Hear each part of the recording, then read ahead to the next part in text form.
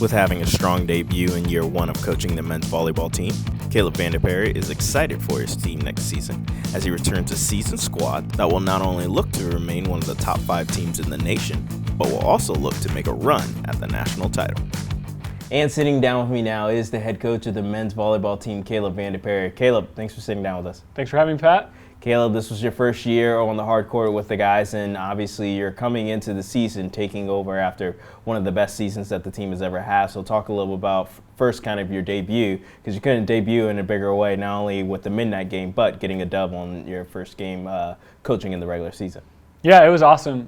Really got a lot of chemistry built in the first semester, worked a ton with the guys in the gym, kind of mixed some things up from what they were used to in the past. I think we added a lot more competition, didn't necessarily go D1, D2. It was just let's go head to head and move guys around and compete like crazy. And it took a little while for them to get used to it, but once they bought into what we were doing, it was great. And kind of started off the season really well. Midnight game, a lot of missed serves, shaky early on. I know Maryland hadn't even started school yet, and it's always early for us, but it's good to play in front of those crowds and kind of see what the season's going to be like, get us off on a good foot forward, and then just had a great season from there. Yeah, getting off on a good foot. I mean, it really did transition to the year because a lot of people were kind of questioning, would Liberty still be a top 5 caliber team? And you guys really answered the bell in your first year coaching them. So talk a little about the season as a whole.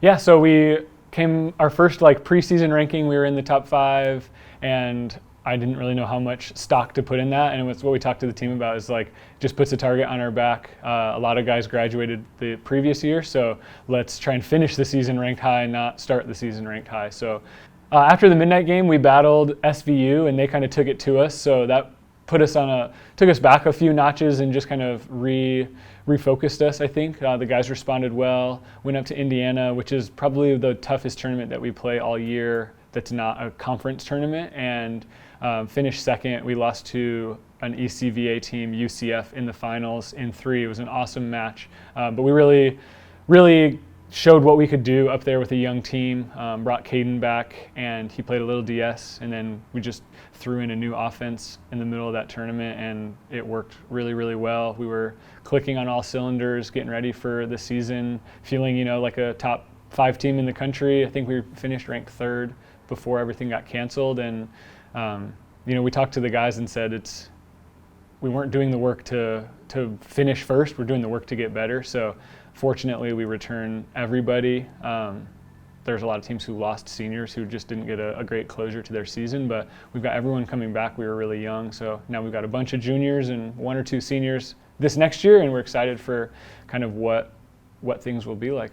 And yeah, let's dive a little bit more into, obviously the team was building towards that postseason run that you were hoping for with a very young, talented team, and obviously with everything being canceled, with a lot of spring seasons, but winter championships, which you guys followed into. Talk a little bit about how your team handled it, because they seem to take it very well within stride because they know a lot of guys are coming back next year.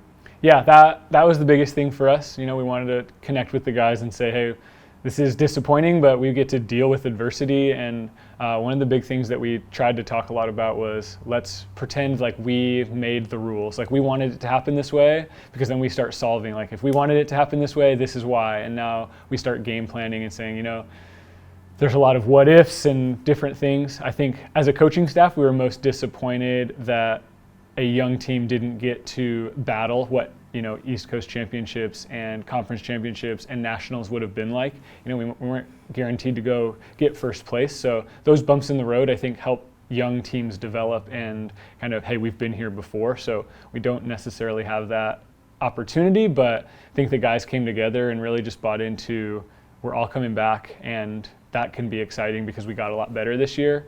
And then we're trying to get in the sand as much as we can over the summer. Things were really shut down for a long time. Guys went their separate ways, but I think people will start trickling back into town, and we can get some doubles in the sand, and guys are just excited to be competing again, and that's been really awesome. And yeah, you were talking about trying to prepare the guys for next season. So talk about trying to just get those touches in, even if they aren't on the hard court, they're in the sand, like you were just saying, and trying to prepare for next season. And even maybe you can give us a preview of who you're playing in the midnight game. Man, we don't know that yet. We'll talk to us in January, a couple weeks before.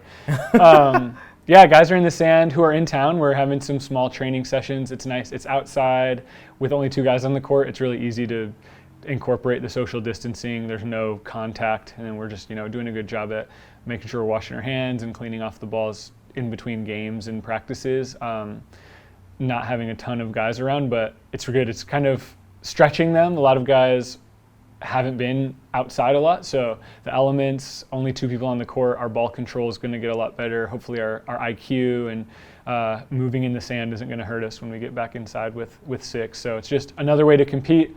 Guys who aren't in town, they're doing off-season workouts that Ross is sending out. Our strength coach has been awesome and kind of getting them stuff to do and just giving them different ideas of, if they can't go find places to play, what can you do with a ball and a board in your yard, or set on the wall, or just pass and serve over an imaginary line, just trying to keep them somewhat in game shape so that when we get back here and we're lucky we have the whole first semester to kind of get back into it. Our season will start next January with midnight games. So have our men's volleyball debut in the new Liberty Arena.